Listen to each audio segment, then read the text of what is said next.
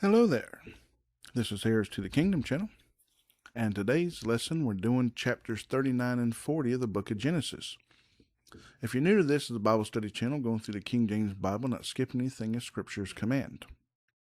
So if you would like to subscribe and share this content, then let's go ahead and get started. Last we left off, we talked about Joseph going into slavery. Then the next chapter went to Judah, one of his brothers, that he done took a wife, had multiple sons. The eldest son took a wife, and he passed away and didn't provide any children. The next son inherited his brother's wife, and he dumped his seed on the ground instead of getting his brother's wife pregnant to have a child. God got angry, slew him. So then the wife was supposed to be passed on to the third one, and Judah didn't do it. He told her to be a widow instead, which means she would have been childless. So she came up with a plan, dressed up in a way he couldn't recognize her, and went to the place where she knew he would be passing through. He made a proposition to her, even though he had wives, that he wanted to sleep with the harlot, and he got her pregnant and gave her some stuff to, supposed to bring her a goat later on. So he had to leave some stuff first and when they brought her the goat, she gave the stuff back, and she disappeared with the stuff. The next thing you know, she showed up pregnant. He wanted to have her killed by fire for being unfaithful, blah, blah, blah. And it turned out she gave him the stuff, says, you're the daddy. She forced him to do the right thing, which it wasn't supposed to be with him. It's supposed to be with one of the sons. Nonetheless, she had a child in the lineage of Judah, which is descendants of Israel. And even Judah at the time told his daughter-in-law that she was more righteous than he. For one, he was acknowledging that he, in his mind, slept with a harlot and didn't take care of his daughter. Daughter-in-law, but still his daughter. He's responsible for her, to find her a husband, to, keep, so she can have a child. He's supposed to be one of his sons, and he didn't do his part. So, anyways, now, chapter 39 goes back to Joseph. So why was that part of the story in there between Joseph going into slavery, now going back to Joseph? I don't know. I didn't put the Bible together. It does seem a little weird. But it is a lesson in there that we're to always do the right thing, especially when it comes to daughters or daughters-in-laws or children. If you have children, you have a responsibility for them, is to make sure that they're provided for, they're protected, and they're educated, and they're, raised right, taught godly morals, the scriptures, and stuff of that nature. And it is the dad's responsibility to choose the husband for his daughter. Now, if you just say, well, go pick him out yourself, and she chooses wrong, guess what? It's on you. But if you say, hey, I found a man that's going to be a good husband to you, so I don't want him, I'm going to go find my own, then her hard life falls upon her if it turns out that way. Because once she's married to another family, just like here with Judah, that woman now belongs to the family she's married to, not the one she was born from. She still kind of belongs, but she now falls under the jurisdiction and responsibility of her father-in-law.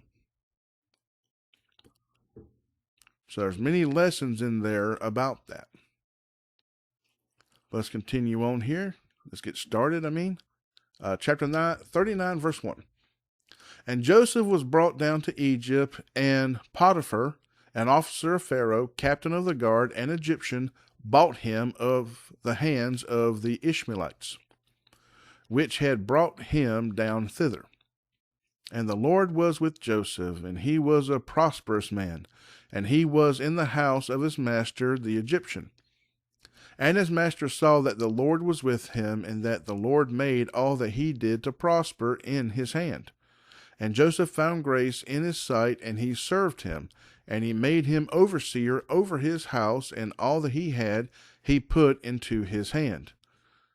So in a very short period of time, God says, I'm taking care of you. I'm going to put you in a position. Here you are, good to go. You know, you're still a slave, but you're not one of those. You're over the others. You're in a position to be able to do good.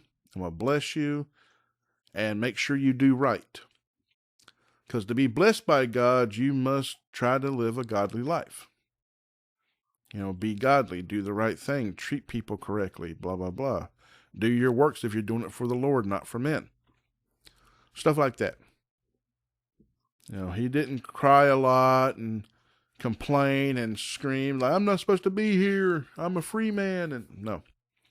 He accepted the situation, and he knew God was on his side and was watching out over him. So that told him he was where God needed him to be. Now, it doesn't mean that it stays easy. We'll get more into this. Verse 15. And it came to pass from the time that he had made him overseer in his house and over all that he had, that the Lord blessed the Egyptian's house for Joseph's sake. And the blessing of the Lord was upon all that he had in the house and in the field. So why would the Lord also bless the Egyptian's house? It's because the Egyptian was not brutal to Joseph. He treated him with respect and kindness. He may have bought him, but he didn't abuse him. Verse 6. And he left all that he had in Joseph's hand, and he knew not aught he had save the bread which he did eat. And Joseph was a goodly person and well favored. So if you don't understand the knew not aught part, there is a comma in there. So he didn't have much except the bread that he did eat. Everything else belonged to, his overseer. But also, that means any way that your provisions are met, you're considered rich in the eyes of God, even if you are a slave to someone else. Like I talked about before, if you think you're free in this world, especially in America, try living without, paying your bills, paying taxes.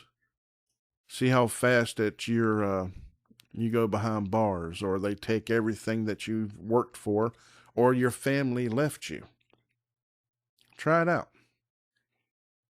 Even the people that live homeless, the people say, well, they live free, they don't pay nothing. I say, yeah, but look how they have to live.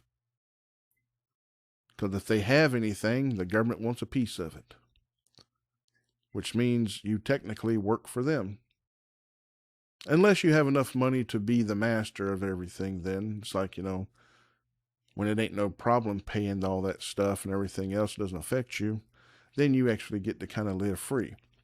But then you're still bound to the money you make to make sure you have that nice of a life. Anyways. Until the world's made new, we belong to something. We're going to be ruled by something. Even in the next world, we're still going to be ruled by God. As Christians today, God rules over us. He's our master. Christ is our Father. God's our master. We follow and obey. And we have to do this in society as well, because our bodies live here and our spirits belong there. Anyways, let's continue on here, verse 7. And it came to pass after these things that his master's wife cast her eyes upon Joseph, and she said, lie with me. So now the man's wife's going to try to be unfaithful. Why? Don't know. It ain't like Joseph was a little, he was a little kid. I think he was 15, cast into slavery. So maybe about 17, maybe 18 right now. A little scrawny thing? Don't know. Maybe she was enticed about how he was blessed, and she wanted a piece of that. Have no clue. But, just worldly women can't be trusted. Plain and simple. Verse 8. But he refused and said unto his master's wife, Behold, my master wotteth not what is with me in the house, and he hath committed all that he hath to my hand. There is none greater in this house than I, neither hath he kept back anything from me but thee, because thou art his wife. How then can I do this great wickedness and sin against God? And it came to pass, as she spake to Joseph day by day, that he hearkened not unto her to lie by her or to be with her. And it came to pass about this time that Joseph went into the house to do his business, and there was none of the men of the house there within. So now he's got no witnesses. Now, if this happened day by day, this is Joseph's fault in a sense, because he should have went to his master and said, hey, I just want to let you know, this is what's going on. So I'm not trying to cause problems here, and I'm not wanting to do you wrong, but, your wife's trying to, now, of course, she will deny this, but if he would have brought it to his attention and said, if you want to have one of these other servants and stuff kind of be around her and witness this stuff and report back to you, or talk to some of the others. If it happened, day by day this was happening, that lets you, this is kind of letting you know, if you're in this situation, don't keep secrets. Don't keep secrets from your master, because it ain't going to do good for you. Verse 12. And she caught him by his garment, saying, Lie with me. And he left his garment in her hand and fled and got him out. And it came to pass, when she saw that he had left his garment in her hand and was fled forth, that she called unto the men of her house and spake unto them, saying, See, he hath brought in an Hebrew unto us to mock us. And he came in unto me to lie with me, and I cried with a loud voice. And it came to pass, when he heard that I lifted up my voice and cried, that he left his garment with me and fled and got him out. And she laid up his garment by her until his Lord came home. And she spake unto him according to these words, saying, The Hebrew servant which thou hast brought unto us came in unto me to mock me. And it came to pass, as I lifted up my voice and cried, that he left his garment with me and fled out. And it came to pass, when his master heard the words of his wife, which she spake unto him, saying, After this manner did thy servant to me, that his wrath was kindled. So now the master's upset with Joseph, because he's going to listen to his wife. Why? This is the first he's heard about this. Verse 20, And Joseph's master took him and put him into the prison, a place where the king's prisoners were bound, and he was there in the prison. Now, he could have also had him executed, so he probably was lenient with him, says, I'm not going to kill you because, you did good here, but you're going to prison. A true person would have found out more and more, because there's no way a wicked person is going to be blessed by the Lord. That should have been his first clue, but either or, doesn't matter. Moving on, verse 21. But the Lord was with Joseph and showed him mercy and gave him favor in the sight of the keeper of the prison. And the keeper of the prison committed to Joseph's hand all the prisoners that were in the prison. And whatsoever they did there, he was the doer of it. So now he's one of the people, he's a prisoner in the prison, but also one of the people in charge, as you would say. Now, he helped all the other prisoners. He's the keeper of them. 23. The keeper of the prison looked not to anything that was under his hand, because the Lord was with him, and that which he did, the Lord made it to prosper. Chapter 40. And it came to pass after these things that the butler of the king of Egypt and his baker had offended their lord the king of Egypt. And Pharaoh was wroth against two of his officers, against the chief of the butlers and against the chief of the bakers. And he put them in ward in the house of the captain of the guard, into the prison, the place where Joseph was bound. And the captain of the guard charged Joseph with them, and he served them, and they continued a season inward. It's not actually two separate words there. That's a ward is like, a prison ward, not just, anyway, you got it. Verse 5. And they dreamed a dream, both of them, each man his dream in one night, each man according to the interpretation of his dream, the butler and the baker of the king of Egypt, which were bound in the prison. And Joseph came in unto them in the morning and looked upon them, and behold, they were sad. And he asked Pharaoh's officers that were with him in the ward of his lord's house, saying, Wherefore look ye so sadly today? And they said unto him, We have dreamed a dream, and there is no interpreter of it. And Joseph said unto them, Do not interpretations belong to God? Tell me them, I pray you. And the chief butler told his dream to Joseph, and said to him, In my dream, behold, a vine was before me, and in the vine were 3 branches, and it was as though it budded. And her blossoms shot forth, and the clusters thereof brought forth ripe grapes. And Pharaoh's cup was in my hand, and I took the grapes and pressed them into Pharaoh's cup, and I gave the cup into Pharaoh's hand. And Joseph said unto him, This is the interpretation of it. The 3 branches are 3 days.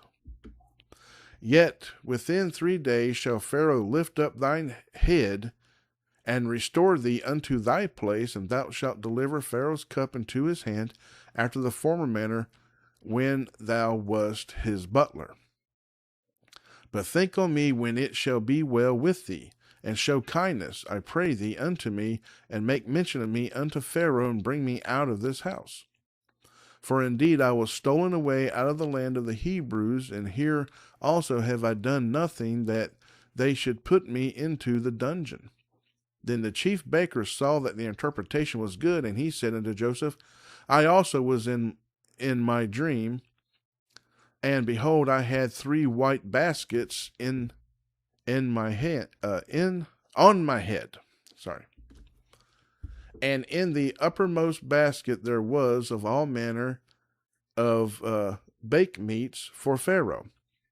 And the birds did eat them out of the basket upon my head. And Joseph answered and said, This is the interpretation thereof. The 3 baskets are 3 days. Yet within 3 days shall Pharaoh lift up thy head from off thee, and shall hang thee on a tree, and the birds shall eat thy flesh from off thee. And it came to pass the 3rd day, which was Pharaoh's birthday, that he made a feast unto all his servants, and he lifted up the head of the chief butler and of the chief baker among his servants. And he restored the chief butler unto his butlership again, and he gave the cup into Pharaoh's hand. But he hanged the chief baker as Joseph had interpreted to them. Yet did not the chief butler remember Joseph, but forgat him. And that's the end of this lesson. Little short reading, but it is part of the story of Joseph, my favorite story in the Bible. And so, as I said, there wasn't much in here I've already talked about. So Joseph's going to spend more time in the prison, waiting his time out. And, of course, what happens is Pharaoh has a dream and doesn't have an interpreter. Then the butler's going to remember Joseph and talk about him, because the Pharaoh's going to have his magicians and soothsayers and all these other people. And yeah, it gets pretty dicey with that, because he tells them, I want you to interpret my dream, but I'm not going to tell you my dream. And that messes them up. It's like, wait a minute. It says, well, if you're all powerful, you're going to know it without me having to tell you, type of stuff. and Joseph's the only one that's going to be able to give him an answer. Yeah, I like the story of Joseph. But, like I said, that's the end of this lesson. Hope everybody's having a good Friday.